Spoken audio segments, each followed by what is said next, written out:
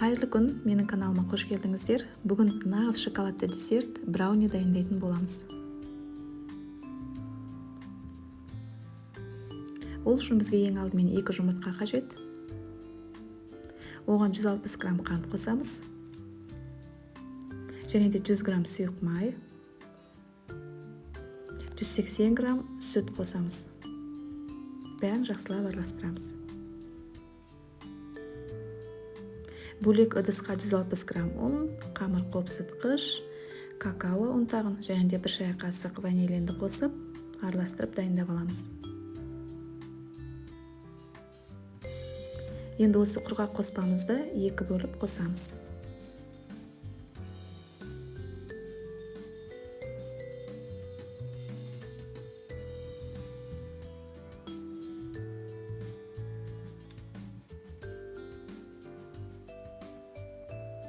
Формамыздың түбіне кішкене май жағып, үстіне қоспамызды салып, 180 градуста ысып тұрған пешке 35-40 минутта пісіріп аламыз.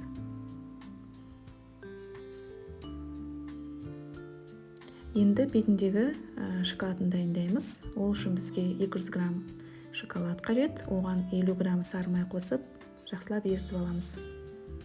Пісіп суыған пирогымыздың үстіне шоколадымызды құйып, тегістеп жағып шығамыз. Және де бірден тоңазытқышқа қойып қоямыз.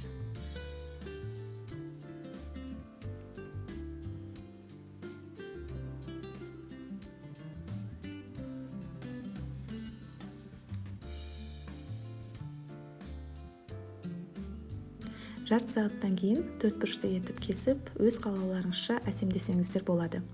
Мен бетіне балмұздақ қойып, және де жеміс-жидектермен әсемдедім. Бұл брауниге арналған рецепт өте қарапайым. Сіз жеңе алмайтын күрделі процесстер мүлдем жоқ. Ұнаса лайк басып, комментарий қалдырсаңыздар болады. Көп рахмет.